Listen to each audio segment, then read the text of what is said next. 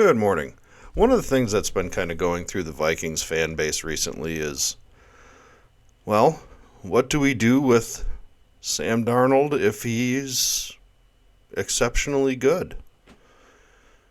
I did a video kind of touching on that subject. One of my favorite podcasts, the Colin Cowherd podcast.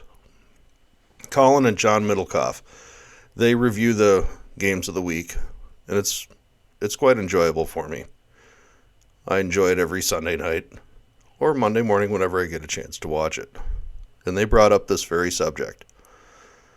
I don't think nationally people quite understand or see everything that we see here locally.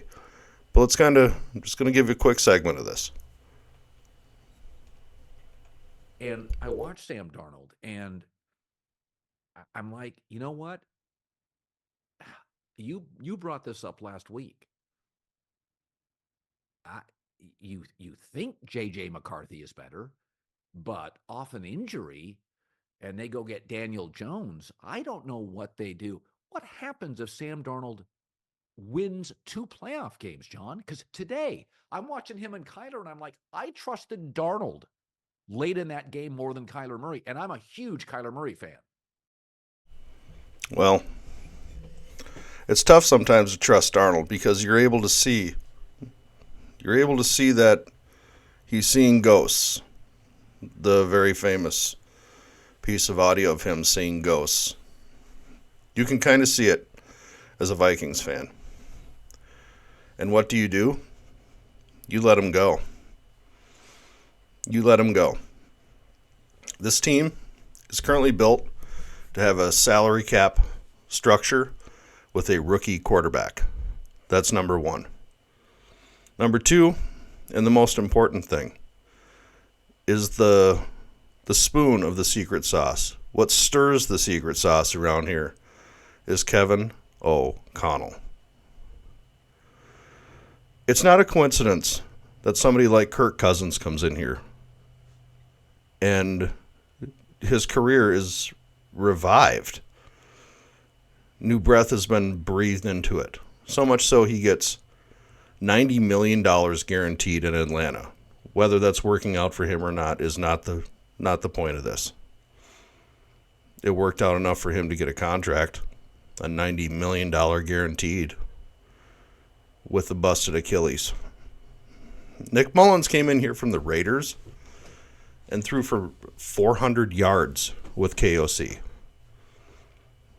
Dobbs, the Pastronaut, came in here and electrified the entire fan base of the Vikings. I know. I've been a Vikings fan my whole life. Electrified the fan base for a couple of games until KOC could only do so much.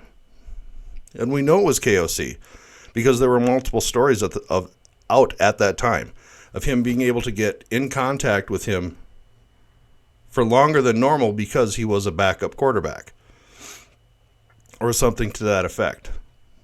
It's clear the secret sauce is Kevin O'Connell.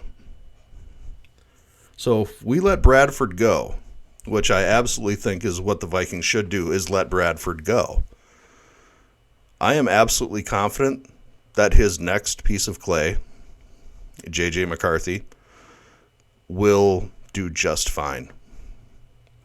How do I know that? I don't know that. But what I do know is that Kevin O'Connell has earned my trust. He's earned my trust in his ability to work with a quarterback. The results speak for themselves. The results speak for themselves.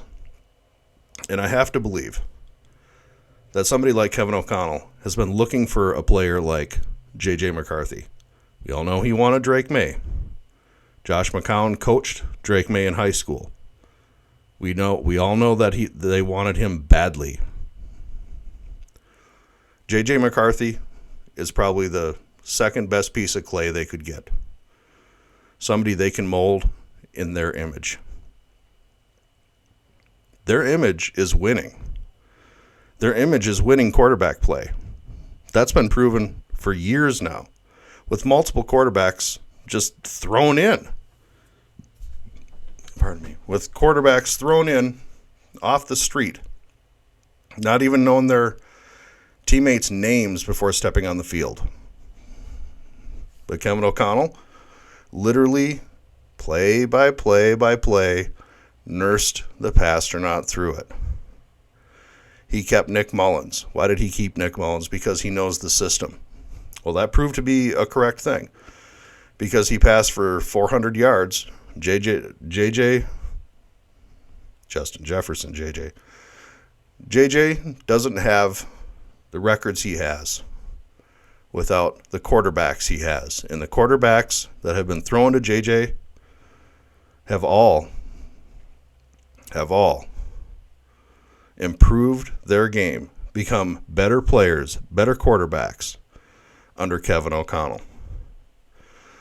I just don't think Kevin and John, and perhaps even the national media haircut jabronis, give Kevin the credit he deserves. This is why Daniel Jones signed here. The Raiders wanted him to start. They wanted him to start last Sunday. He knew what he needed. He needs to work on his fundamentals and become a quarterback again. Where else are you going to learn how to become a National Football League quarterback anywhere else than with Kevin O'Connell? He's going to teach you, and he's going to show you, and he's going to make it. It worked for Kirk. It's worked for Mullins. I don't know what Dobbs is doing.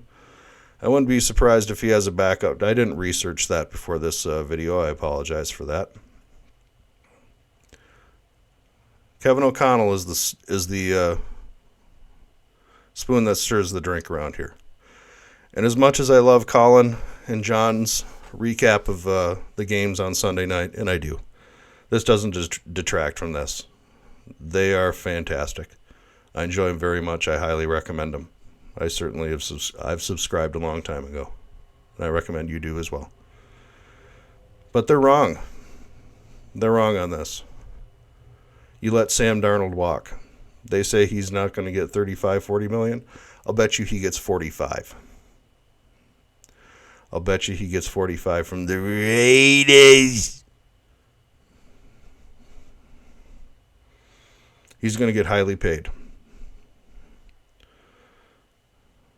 I think Daniel Jones will be here for 1 year as the backup quarterback to the starting quarterback, J.J. McCarthy, who I expect to have wonderful things to say about next year. There's going to be its ups and downs. He is going to be a rookie quarterback. However, I expect far more ups than downs. And those ups are going to be a lot to do with the coaching of Kevin O'Connell. The spoon that stirs the drink.